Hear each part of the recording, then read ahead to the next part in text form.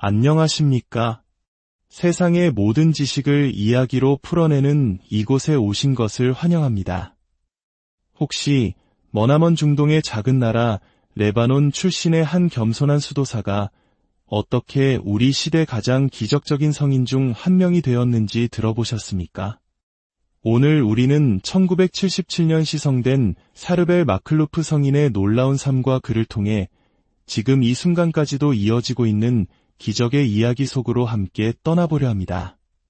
그의 썩지 않는 육신, 무덤을 둘러싸고 춤추던 신비로운 빛, 그리고 수많은 불치병을 치유한 기적들은 이 마론파 은수 성인을 전 세계적인 영적 현상으로 만들었습니다.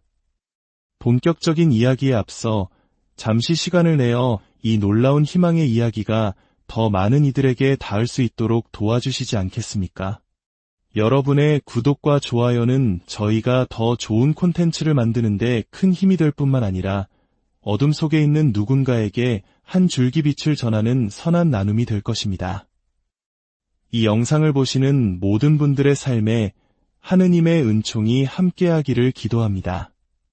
자, 이제 레바논의 산골짜기에서 시작되어 세상 구석구석을 비추고 있는 성 사르벨의 빛을 따라가 보겠습니다. 제1장 신의 부르심. 하느님의 섭리는 1828년 5월 8일 레바논 북부의 험준한 산악지대에 자리한 작은 마을 베카아 카프라에서 시작되었습니다. 훗날 하느님 은총의 비범한 통로가 될 한 아이, 유세프 안툰 마클루프가 바로 이곳에서 태어났습니다. 깊은 신앙심을 지닌 농부의 아들로 태어난 유세프는 불과 3살 때 아버지를 여의는 아픔을 겪었습니다.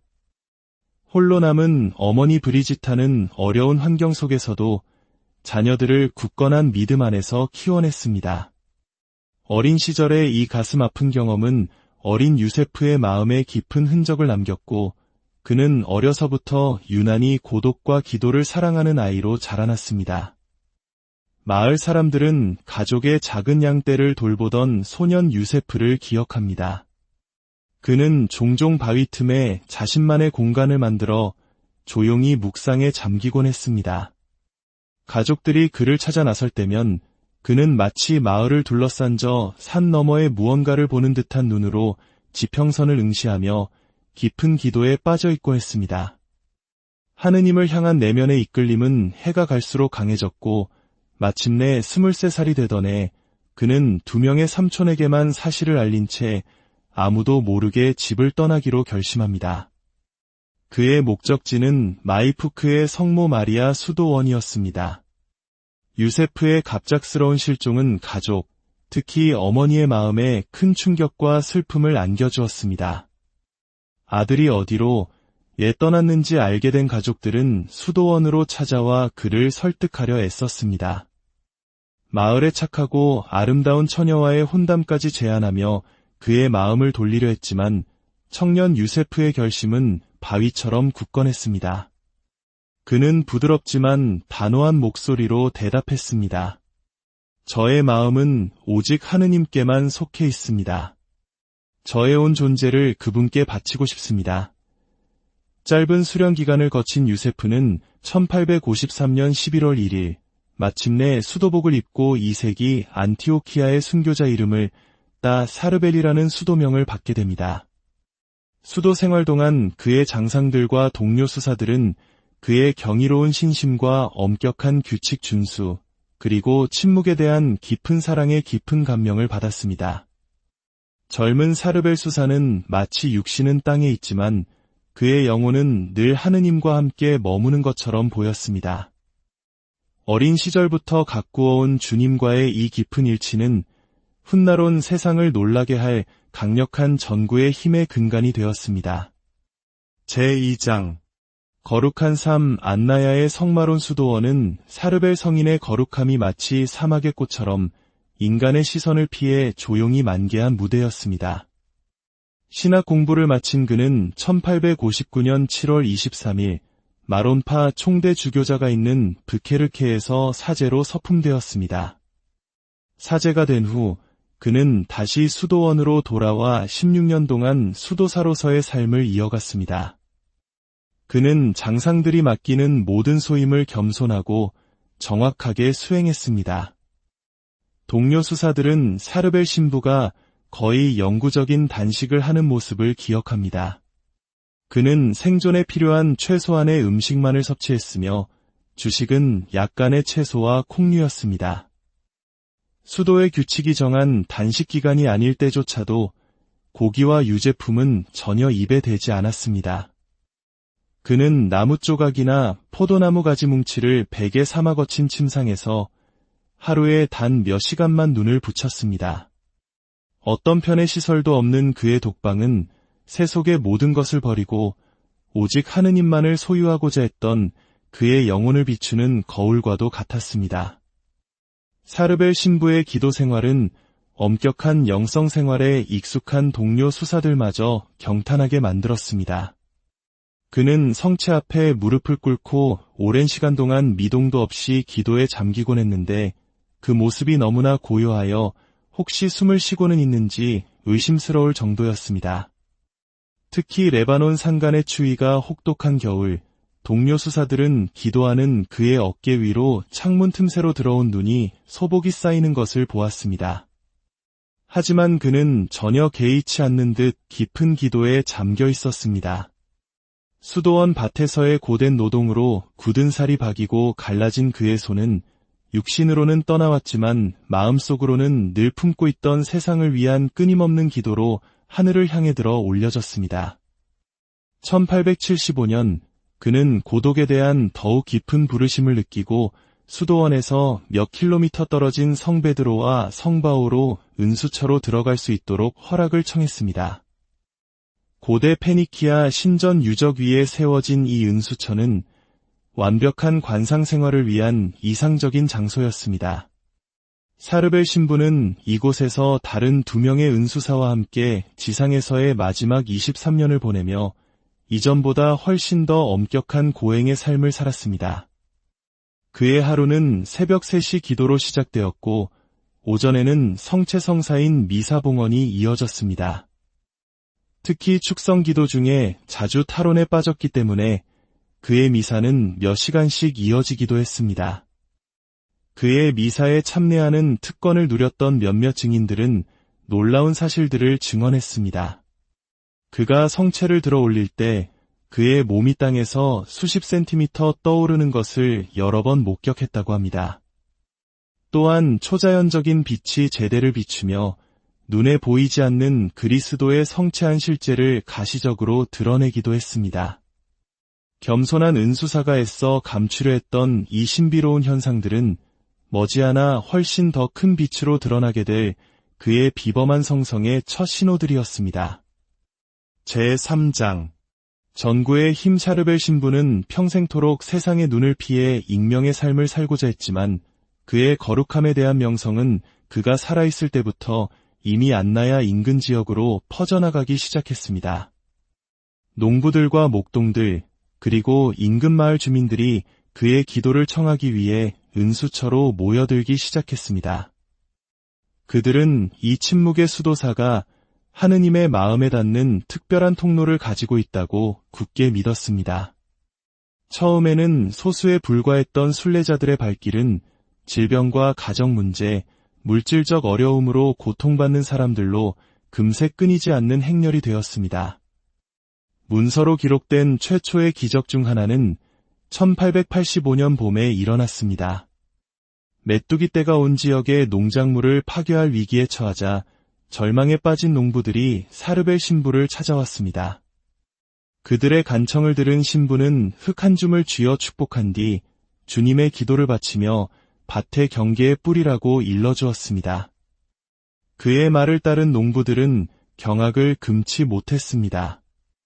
메뚜기 떼가 마치 보이지 않는 강력한 손에 막힌 것처럼 밭 경계에 쳐진 투명한 장벽 앞에서 멈춰 섰기 때문입니다. 수십 명의 증인이 목격한 이 놀라운 사건은 그의 강력한 전구의 힘을 증명하는 수많은 기적들의 시작이었습니다.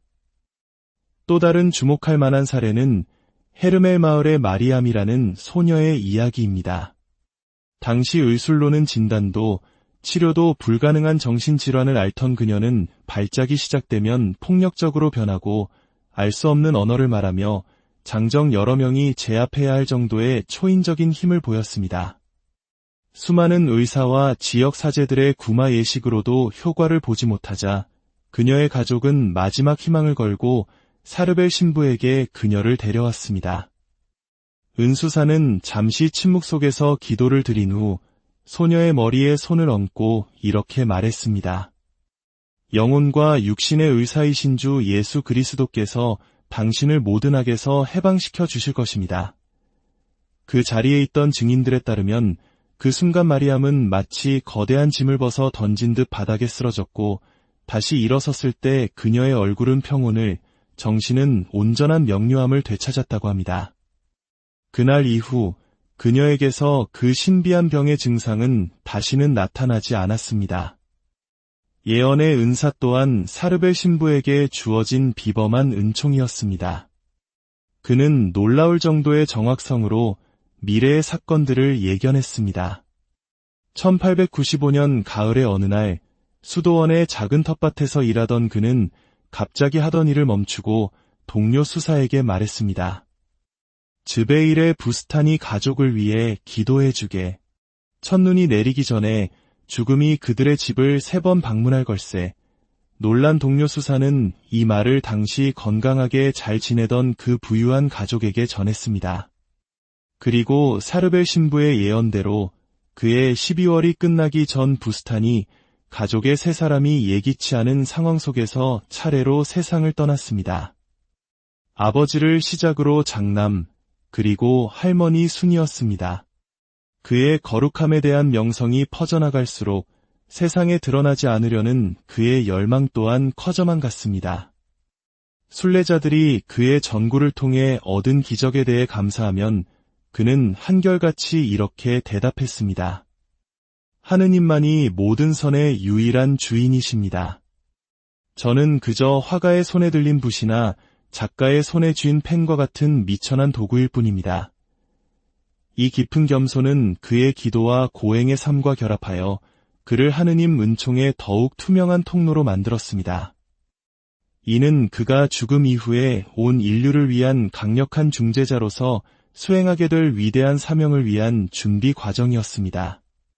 제4장 신비로운 빛 1898년 성탄 전야 사르벨 신부의 천상 영광이 시작되는 날이었습니다. 은수처의 작은 경당에서 미사를 봉헌하던 그는 성체를 들어 올리는 순간 뇌졸중으로 쓰러졌습니다. 극심한 고통 속에서도 그는 거룩한 희생 제사를 끝까지 마쳤고 이후 자신의 독방으로 옮겨져 8일 동안 죽음과 사투를 벌였습니다. 그리고 12월 24일 동료 은수사들과 본원에서 온 몇몇 수사들이 지켜보는 가운데 그는 70세의 나이로 하느님 품에 안겼습니다. 모든 이들을 감동시킨 경건함 속에서 마지막 성사를 받은 그의 유해는 수도의 관습에 따라 수도복이 입혀진 채 성마론 수도원의 공동묘지에 안장되기 위해 운구되었습니다. 때는 한겨울이라 레바논의 산들은 온통 눈으로 뒤덮여 운구 행렬은 몹시 힘들었습니다. 건장한 수사 4명이 좁고 이태로운 빙판길을 따라 관을 옮겼습니다. 그런데 증인들은 놀라운 광경을 목격했습니다. 험난한 지형에도 불구하고 관이 가장 위험한 구간에서는 마치 보이지 않는 힘이 받쳐주는 것처럼 기적적으로 가벼워졌다고 합니다. 또한 운구 행렬 내내 주변에는 눈이 맹렬하게 쏟아졌지만 행렬 위 하늘만은 기이할 정도로 맑게 개어 있었습니다. 쏟아지는 눈 때문에 개인묘를 팔 수 없었던 수사들은 사르벨 신부의 시신을 겨울 동안 사망한 수사들을 임시로 안치하는 공동 매장소에 모셨습니다. 그곳은 봄이 되어 날이 풀리면 각자의 무덤으로 이장되기 전까지 머무는 곳이었습니다. 바로 그날 밤 안나야 인근 마을 주민들은 설명할 수 없는 현상을 목격하기 시작했습니다. 수도원 묘지에서 마치 강력한 등대 불빛 같은 환한 빛이 뿜어져 나오는 것이었습니다. 처음에는 화재가 난 것으로 생각한 몇몇 주민들이 수사들에게 알리기 위해 달려갔습니다. 하지만 현장에 도착한 그들은 빛이 바로 사르벨 신부가 묻힌 무덤에서 나오고 있다는 사실을 발견하고는 경악했습니다.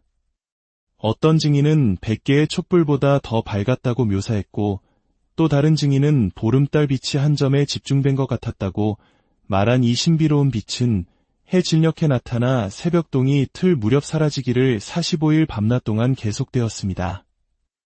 이 현상은 온 지역에서 수많은 호기심 어린 사람들과 순례자들을 끌어모았습니다. 처음에는 회의적이었던 교회 당국도 조사단을 파견하여 기적의 실제를 확인했습니다. 당시 레바논을 점령하고 있던 오스만 제국의 군 장교들까지 현장을 찾았습니다. 그들은 이것이 첩자나 혁명가들이 사용하는 비밀 신호일 것이라 의심했습니다. 묘지를 샅샅이 뒤지고 주변에 경비병을 배치한 후 그들은 마침내 이 현상이 자연적인 원인으로는 설명될 수 없음을 인정해야만 했습니다.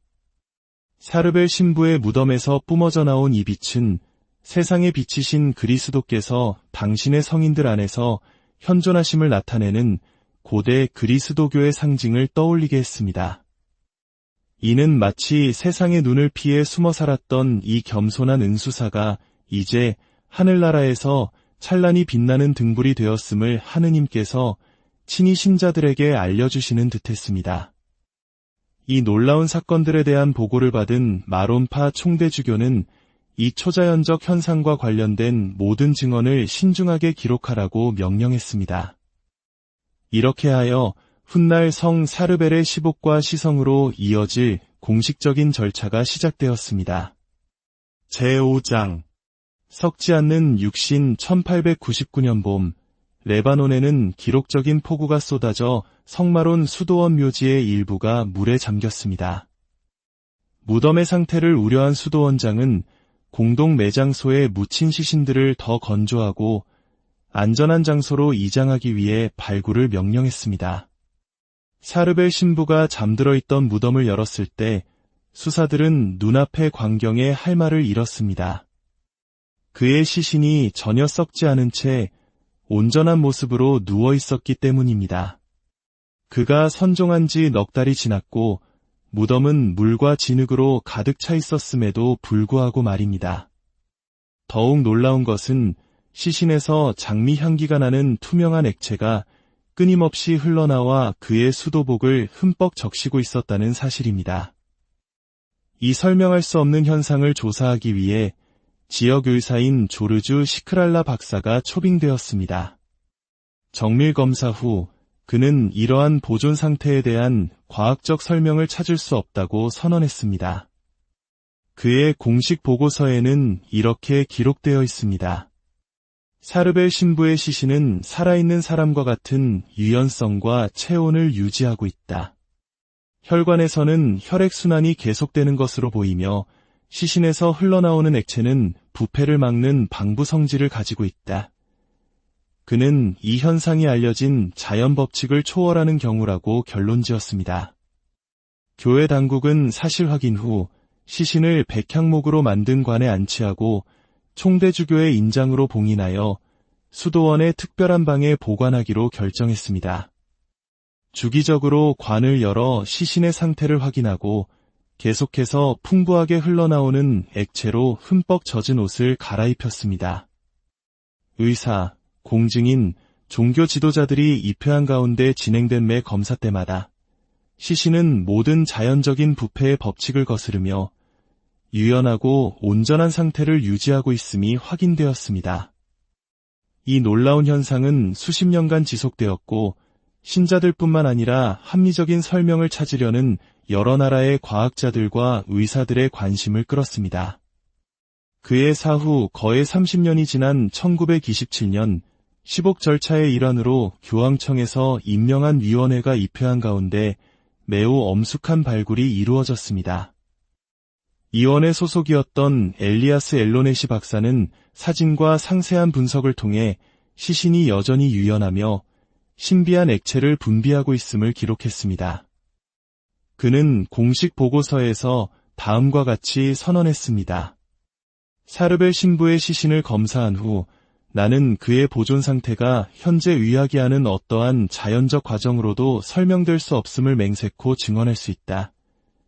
시신에서 흘러나온 액체는 곧 치유의 효능이 있다는 명성을 얻기 시작했습니다. 이 액체를 적신천을 아픈 부위에 댄 수많은 환자들이 설명할 수 없는 치유를 경험했습니다. 진행성 녹내장으로 점차 시력을 잃어가던 바트룬 출신의 문타르아 다에르라는 여성이 그런 경우였습니다.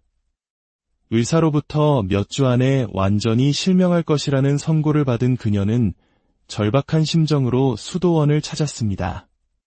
성인의 시신에서 나온 액체를 적신 거즈를 눈에 대자 그녀는 즉시 강렬한 온기를 느꼈고 이어서 고통이 완전히 사라지는 것을 경험했습니다. 다음 날 아침 잠에서 깬 그녀는 자신의 시력이 완전히 회복된 것을 발견하고는 경악했습니다. 이후 그녀를 검진한 안과 의사들은 그녀를 실명 직전까지 몰고 갔던 병의 흔적을 전혀 찾아볼 수 없었습니다. 수십 년이 지난 1965년 액체가 흘러나오는 현상은 점차 멈추었고 시신은 자연적인 미라와의 징후를 보이기 시작했습니다. 그러나 불과 며칠 만에 부패를 일으킬 수 있는 환경 속에서 거의 70년 가까이 썩지 않고 보존되었다는 사실 자체만으로도 이는 성 사르벨과 관련된 가장 놀라운 기적 중 하나로 남아 있습니다. 수비라크의 성녀 베르나데타나 성요한 보스코와 같은 다른 성인들에게서도 나타났던 이 가시적인 성성의 표징은 레바논 은수사의 영웅적인 덕의 삶에 대한 하느님의 확증이자 그의 강력한 전구에 의지하라는 초대장으로 신자들에게 받아들여졌습니다. 제6장 기적적인 치유. 1950년부터 안나야의 성마론 수도원으로 향하는 순례자들의 수는 기하급수적으로 증가했습니다. 이는 사르벨 신부의 전구를 통해 일어난 수많은 치유 증언들 덕분이었습니다. 기적에 대한 명성은 레바논 국경을 넘어 시리아, 요르단, 이집트 등 중동의 다른 나라에서 온 병자들까지 끌어들였습니다. 교회 당국은 이러한 사례들을 적절하게 기록하는 것의 중요성을 인식하고 증언을 수집하고 기적적인 치유 주장을 의학적으로 검증하는 특별위원회를 설립했습니다. 엄격하게 기록된 초기 사례 중에는 1951년 바트룬 출신의 목수 알렉산드로 오베이드의 이야기가 있습니다. 그는 심각한 작업사고로 오른손 손가락 4개가 절단되었습니다. 베이루트 병원의 의사들은 절단된 손가락을 다시 붙이려 했지만 실패했고 그에게 이 절단은 영구적이며 장애를 안고 사는 것에 적응해야 할 것이라고 통보했습니다. 더 이상 생업을 이어갈 수 없다는 생각에 절망한 알렉산드로는 사르벨 신부의 무덤을 찾아가 밤새도록 기도했습니다. 그는 밤샘 기도 중에 은수사 성인이 미소를 지으며 다가와 상처 입은 자신의 손을 만지며 이렇게 말하는 것을 보았다고 증언했습니다. 아들아, 믿음을 가져라. 믿음은 산도 옮길 수 있느니라. 다음 날 아침 무덤가에서 잠들어 있던 그를 발견한 수사들은 경악했습니다. 알렉산드로의 오른손에는 손톱과 관절이 완벽하게 기능하는 4개의 손가락이 완벽하게 형성되어 있었기 때문입니다. 비신자들을 포함하여 이전에 그를 치료했던 의사들은 절단된 신체 부위가 재생된 이 사건이 의학계에 알려진 모든 법칙에 위배된다는 사실을 인정해야만 했습니다. 후두한 말기로 시한부 선고를 받은 중년 남성 이스칸다르 오바이드의 사례 또한 놀랍기는 마찬가지였습니다. 여러 병원에서 치료를 받았지만 가망이 없다는 말을 들은 그의 아내는 극도로 쇠약해진 남편을 데리고 수도원을 찾았습니다. 그들은 사흘 동안 무덤 곁에 머물며 성인의 유해 앞에서 타오르는 등불의 기름을 적신 거즈를 남편의 목에 대고 기도했습니다. 사흘째 되던 날 이스칸다르는 심한 기침과 함께 피가 섞인 덩어리를 토해냈고 그 직후 즉각적인 안도감을 느끼며 정상적으로 말하고 삼킬 수 있는 능력을 되찾았습니다. 다시 병원을 찾은 그를 검진한 종양 전문의들은 불과 몇 주 전만 해도 그의 후두를 완전히 뒤덮고 있던 종양의 흔적을 전혀 찾을 수 없다는 사실에 당혹감을 감추지 못했습니다. 그의 주치의였던 나지브 쿠리 박사는 공식 보고서에서 이렇게 밝혔습니다. 이렇게 진행된 암종이 이토록 갑작스럽고 완전하게 사라진 것에 대한 의학적 설명은 존재하지 않습니다. 이 사례는 종양학의 모든 알려진 원칙에 위배됩니다. 이러한 놀라운 치유 소식은 입소문을 타고 빠르게 퍼져나갔고 곧 레바논과 해외 언론에 보도되었습니다. 특히 주목할 만한 점은 이러한 기적이 가톨릭 신자나 기독교인에게만 국한되지 않았다는 것입니다. 수많은 이슬람교도, 드루즈교도, 유대교도들 또한 사르벨 신부의 전구를 통해 치유를 받았습니다. 이러한 기적들은 종교 공동체 간에 큰 감동을 불러일으켰고 교파의 경계를 초월하는 성성의 보편성을 상징하게 되었습니다. 엄격하게 기록되고 교회에 의해 검증된 이 초기 기적들은 1965년 12월 5일째 2차 바티칸 공의회 폐막식에서 교황 바오로 6세에 의해 사르벨 신부가 시복되는 기초가 되었습니다. 교황은 이 자리에서 이렇게 강조했습니다.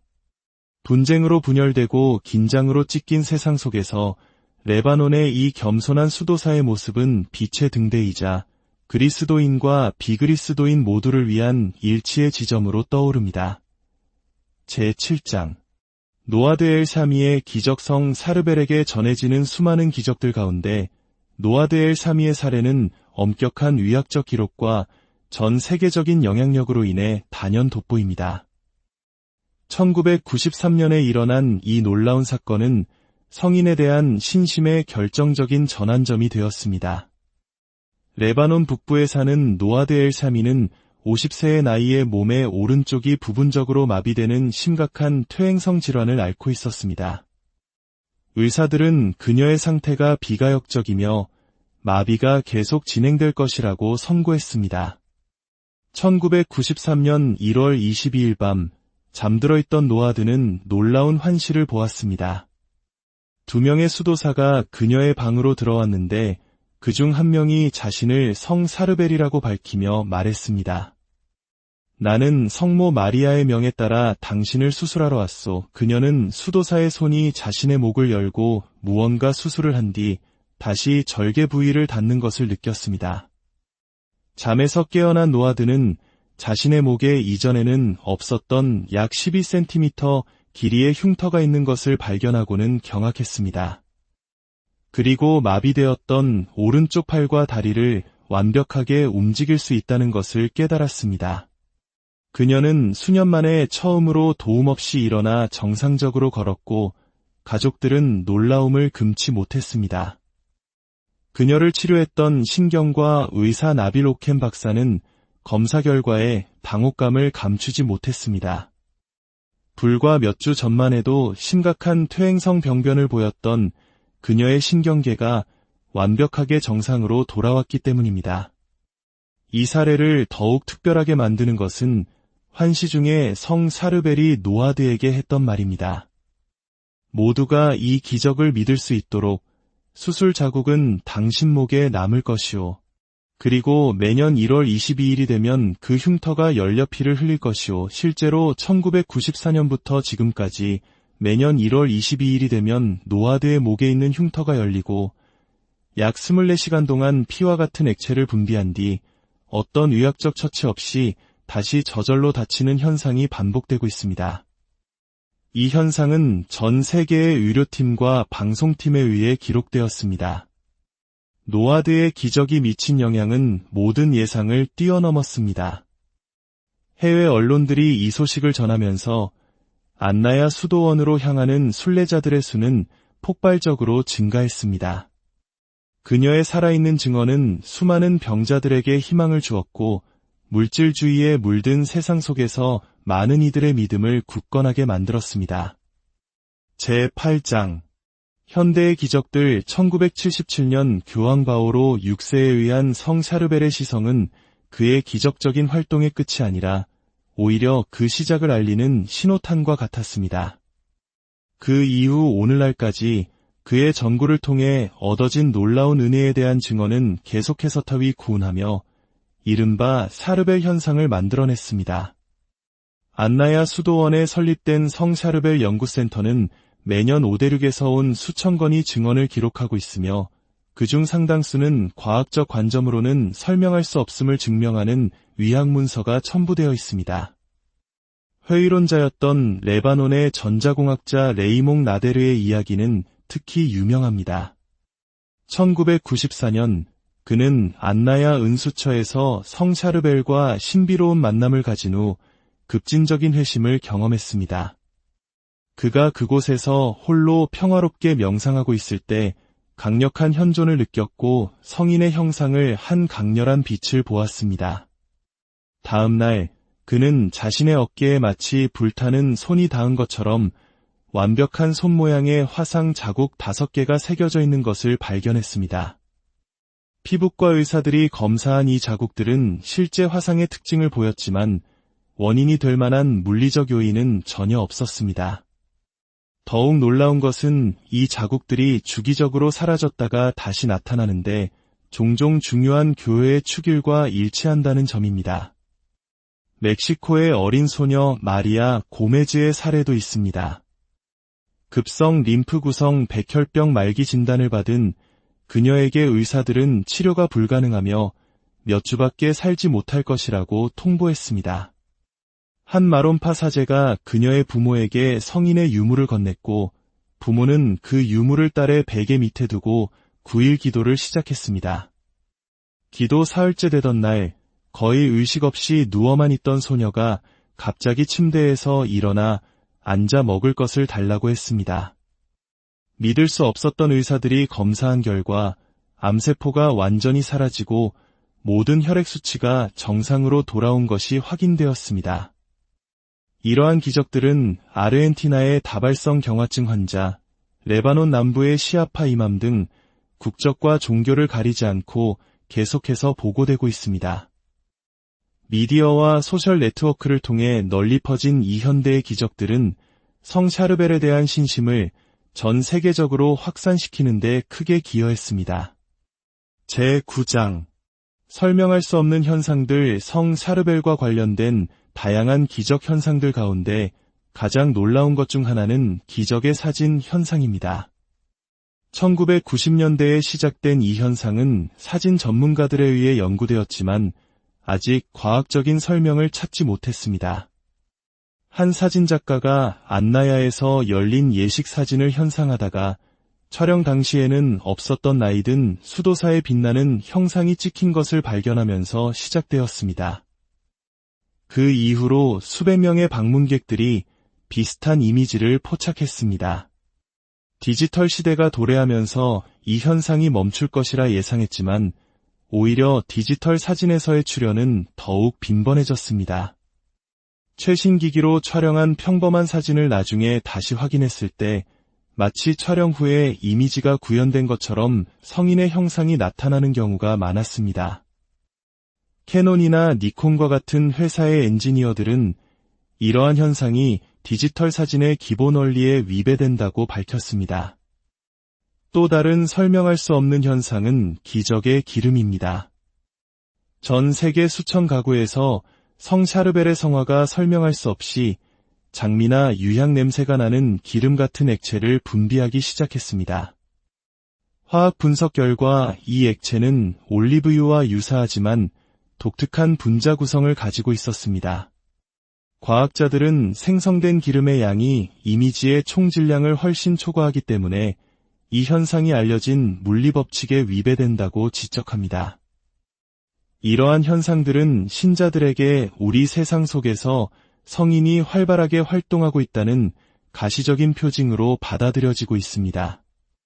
제10장 만인의 성인 성 샤르벨 신심의 두드러진 특징은 그 놀라운 보편성입니다.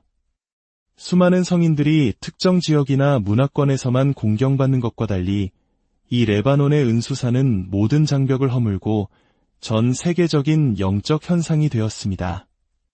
멕시코에서는 1995년부터 성인에 대한 신심이 놀랍게 발전하여 현재 200개가 넘는 본당에 그에게 봉헌된 경당이 있습니다. 필리핀 마닐라의 성샤르벨 대성당은 그 나라에서 가장 많이 방문하는 성지 중 하나가 되었습니다. 아랍 국가들에서 성샤르벨은 종교 공동체 간의 평화로운 공존의 상징이 되었습니다. 그의 안나야 성지는 모든 교파의 기독교인들뿐만 아니라 수니파, 시아파 무슬림, 드루즈 교도들이 방문합니다.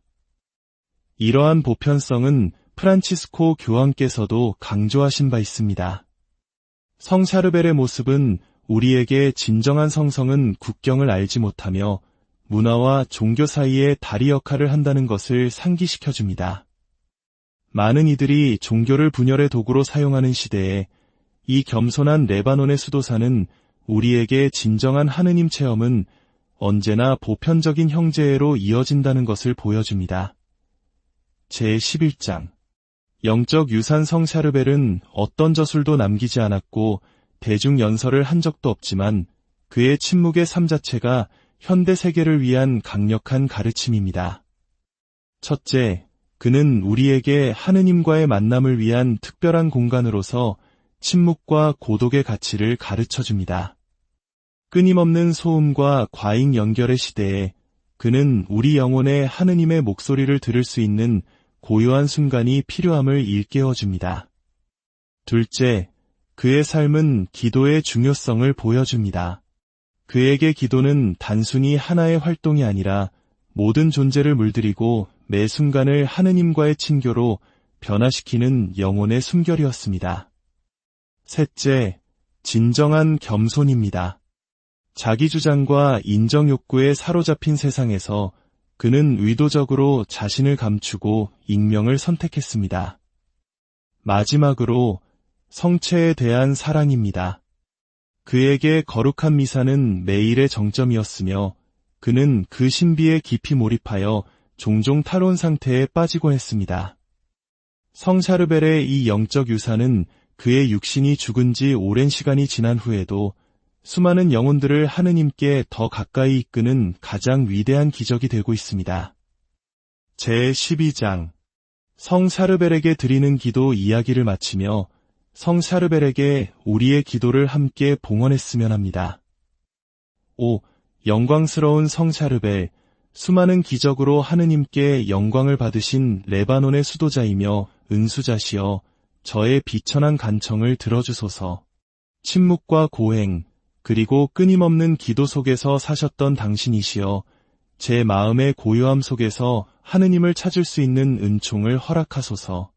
당신의 거룩한 삶을 특징지었던 참된 겸손과 물질로부터의 초연, 그리고 성체에 대한 뜨거운 사랑을 저도 본받게 도와주소서. 하느님의 옥좌 앞에서 능하신 전구자시여 저의 현세적 필요를 자비로이 굽어보소서. 당신께서는 살아계실 때 형제들의 고통에 민감하셨고 이제 하늘나라에서 계속해서 이 땅에 축복을 내리고 계시나이다. 저의 청원을 하느님의 자비 앞에 봉헌하여 주소서. 무엇보다도 제 삶의 모든 상황 속에서 하느님의 뜻을 충실히 행하며 그분의 사랑 안에서 살고 죽는 은총을 허락하소서. 고통받는 이들의 보호자이신 성샤르벨, 보편교회를 위한 빛의 등대이신 성샤르벨이시여 중동과 온 세상의 평화를 위해 빌어주소서. 당신의 모범이 많은 신자들에게 영감을 주어 그들이 성덕의 길을 택하게 하소서. 당신의 전구가 병든 이들에게 위로를, 절망한 이들에게 희망을, 약한 이들에게 힘을 가져다 주게 하소서. 성샤르벨, 저희를 위하여 빌어주시어 저희가 우리 주 예수 그리스도의 약속을 받을 만하게 하소서. 아멘. 오늘 이 놀라운 이야기가 여러분의 마음에 깊은 울림을 주었기를 바랍니다. 성샤르벨의 전구를 통해 여러분과 여러분의 가정에 하느님의 은총과 평화가